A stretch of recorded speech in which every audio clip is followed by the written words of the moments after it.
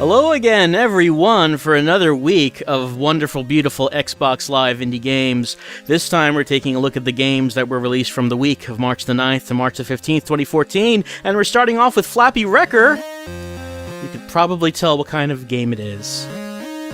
It's a Flappy Bird clone. If you couldn't. Let's look at more hot games made by this developer. Uncraft Me? Sure, we've seen that. Uncraft Me 2, yeah. Avala's Dungeon Chapter 1, Chapter 2, Labyrinth X, Temple of Dolgorak, Mystic Forest, Ninja Priestess. Yes, Team Shuriken, we have seen their games before. We looked at Avala's Dungeon Chapter 3 just last week. I guess that one was too recent to be added to the catalog of more hot games. But now they've made a Flappy Bird clone.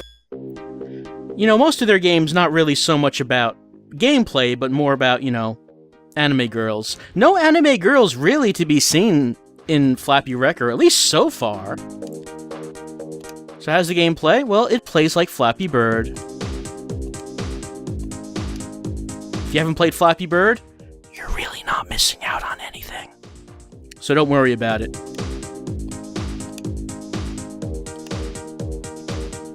You could see that the engine appears to be the Uncraft Me engine, repurposed for the purpose of playing Flappy Bird on your Xbox 360 home video game console. And if we press X, we can destroy everything, like this. Oh, no more destruction in trial mode. No, I don't want to buy it. Come on. Exit. So, that's Flappy Recker. The idea is that you play Flappy Bird and you get mad at Flappy Bird, so then you press the button so you can destroy Flappy Bird on the level.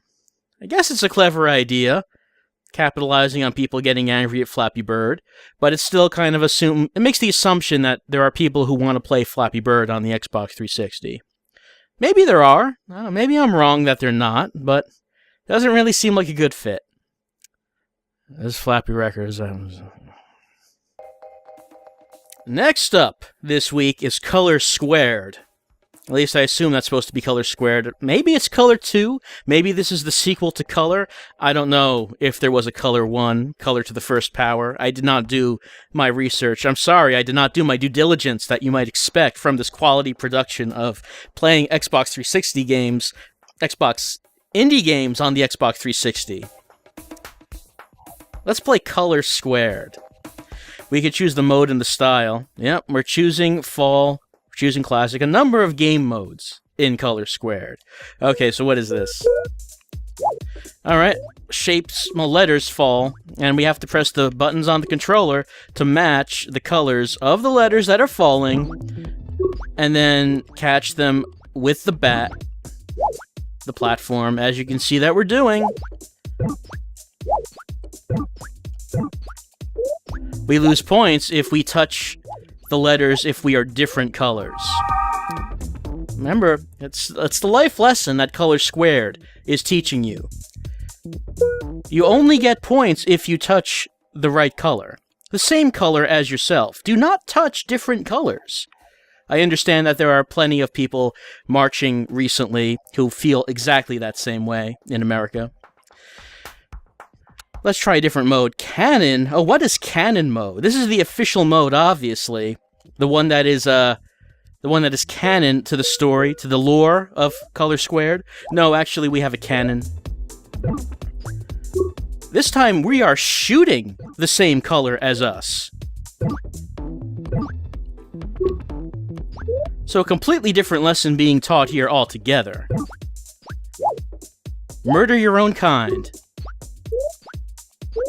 Be a race traitor, is what Color Squared is trying to tell us with this mode.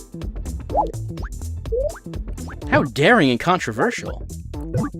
The social messages to Color Squared leave me baffled. You don't really see that kind of thing from Xbox Live indie games. Let's move on to another mode. Protection mode. Well, it's good to see that Color Squared encourages partying with protection. Okay, so I have a force field here, and I have to change the colors of the force field to match the letters that are orbiting and are about to collide with the force field. That seems to be the idea.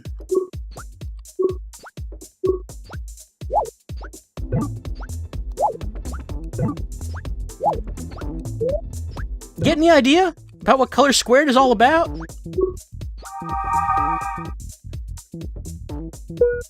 I think you probably are. Let's go and check out a different mode. Circle mode is the next one. Alright, circle. Okay, now we're on the outside of the circle border. Once again, we have to make sure we only touch the same color. We lose points if the game notices us intermingling with other colors.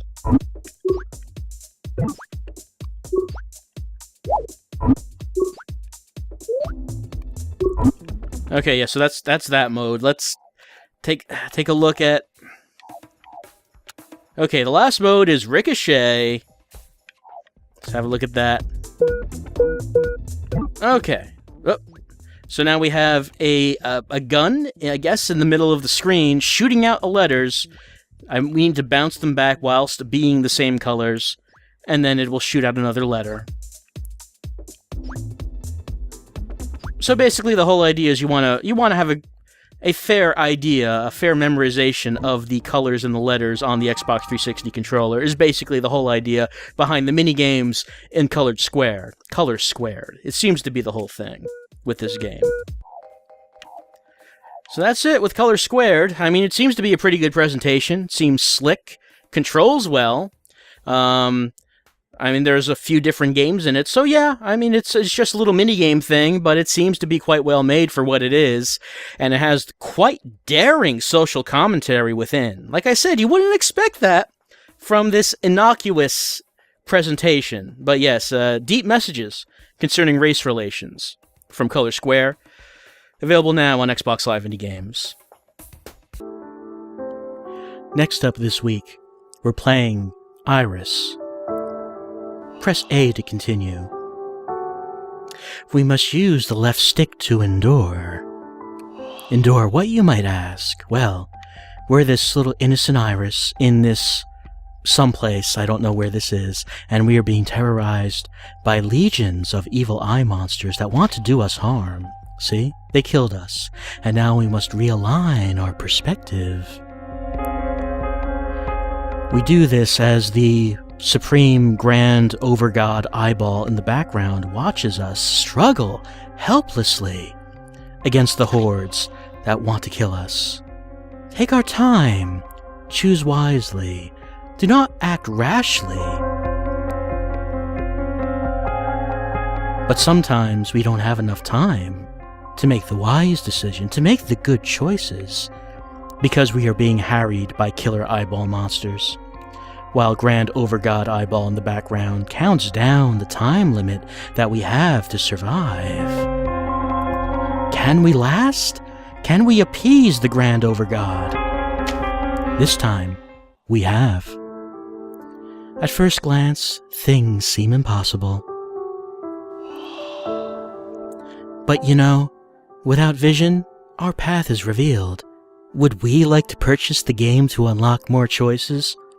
No, Iris, no. I think we'll make do with the choices we have. And all we have now, apparently, is pressing Y for nail. I guess if we purchased the game, we would have access to clock, brain, or heart.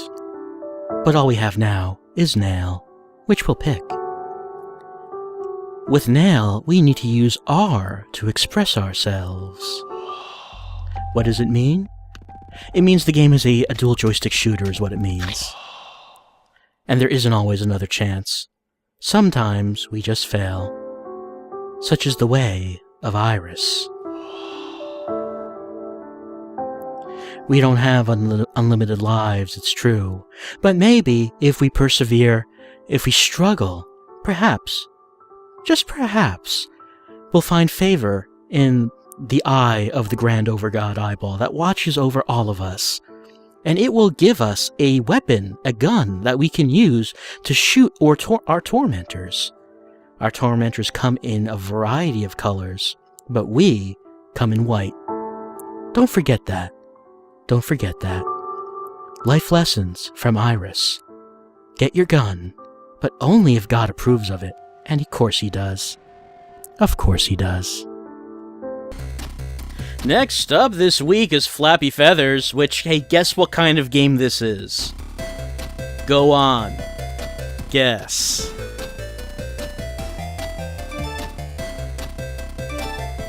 Okay, so what we do is we press A to make the bird flap as we attempt to avoid hitting the, well, in the original Flappy Bird, the obstacles to be avoided, whoops, oh, hold on, this is kind of a clever thing that Flappy Feathers does. You see, as you go through the 5th obstacle, that trial over screen appears with the cursor on by. And since you're pressing A to go through the next obstacle, you will automatically press A on by, and it will bring up the purchase screen. Brilliant! Incredible. That is genius. Avoiding making the player, well, convincing the player to go to the purchase screen, just bring it up right there. Force the player to press buy, even though, of course, the player thought that they were pressing A to flap the bird. That's Flappy Feathers. It's innovative because it uses the mushroom platforms from Super Mario Bros. 1 instead of the pipes. Game changer! And the last game this week on Xbox Live Indie Games is FlappyAvatar. Guess what kind of game this is?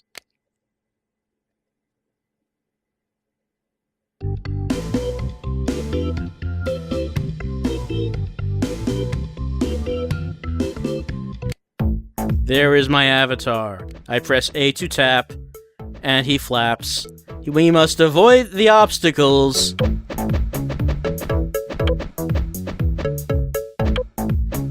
And that is all. But I'm doing it with my avatar, so it is a lot more fun automatically.